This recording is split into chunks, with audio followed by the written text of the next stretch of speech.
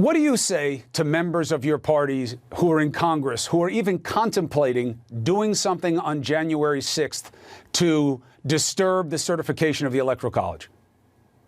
Chris, whenever anybody loses an election, party, an individual, there's great disappointment. But elections have consequences. And this one was clearly won by President-elect Biden by the same margin in the Electoral College that President Trump won 4 years ago, and by even more, nearly double the popular vote. This election, there's been no evidence put forward that's shown me as a former prosecutor that there was any fraud that would change the result of the election. And so it's time for us to accept that defeat. Also, by the way, accept the many victories we had that night: 14 new House members, 2 legislatures in the state level switched, and a governorship flipped to the Republican Party. We had a great night, except at the top of the ticket. And so we need to accept that, and we need to move on. And now the quick response from who I call the Retrumplicans would be, Rhino, you're a Republican in name only. You're not loyal. You're not about us anymore. What do you say to them? What I say is I'm a person who relies on the facts. And the facts are that every one of these lawsuits has been thrown out of court, not because these judges, and certainly not the justices of the Supreme Court, lacked courage. It's because the claims lacked evidence. Believe me, Chris, if there was evidence there that I believed showed that this election was stolen from President Trump, I'd be on your show tonight yelling and screaming that this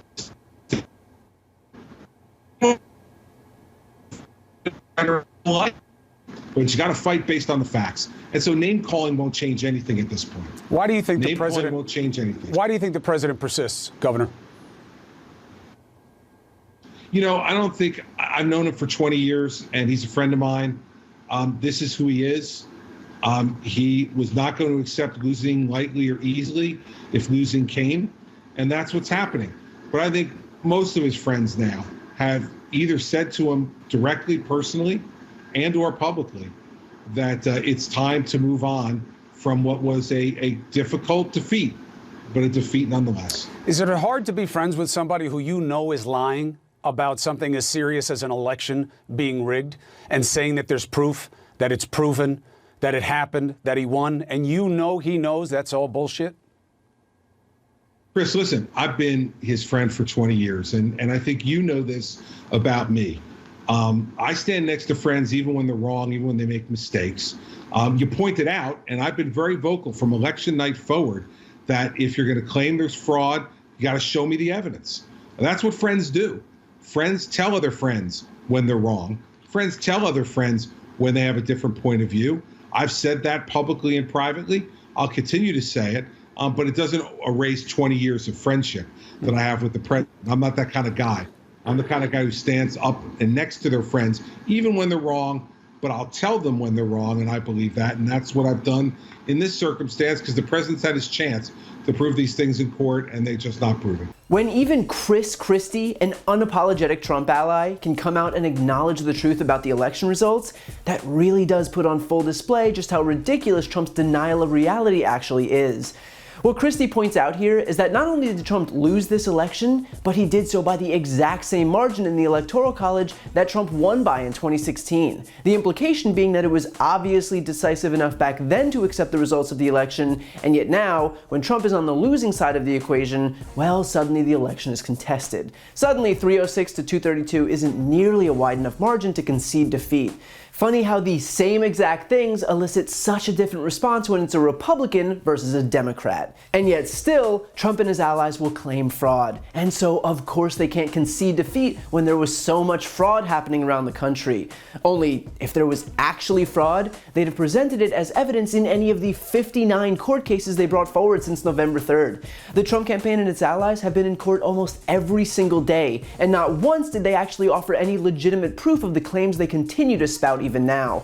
And even Christie concedes that from a legal standpoint, the claims they've been presenting are fiction. But the best part here is that while Christie attempts to retain some of his cred within the GOP by pointing out that the party actually overperformed in every single down-ballot race, all that does is further reveal Trump's failure in this election. Because Christie's right, the GOP did do well. They actually gained seats in the House. They managed to not lose the Senate. They gained state legislatures. And so it wasn't actually the Republican Party that was repudiated, it was Donald Trump. It was him, unilaterally, who was rejected at the ballot box. And so even though Christie acknowledges that Election Day was a mixed bag for Republicans, that only served as further embarrassment for Donald Trump. Cuomo even asks why Trump persists with this whole charade when he knows he lost, and Christie basically suggests that losing isn't easy for him. But here are the actual reasons, aside from the platitude that losing is hard. First, money. Trump has used his entire post-election period to pepper his supporters with donation requests for his so-called election defense fund, even though in reality, the vast majority of the more than $200 million raised went to paying down his campaign debt. And if he was to admit that he lost the race, well then he wouldn't be able to profit off of the lie that he's fighting fraud. And so in order to continue scamming his own supporters, he has to continue lying to them. Second, ego. Trump has spent years grooming his supporters to believe that nothing is worse than a loser. And he spent the entire campaign suggesting that no one is a worse candidate than Joe Biden. So not only did Trump become the thing he hates most in the world by losing, but he lost to the guy who he himself painted as a dementia-riddled joke. That's who beat him.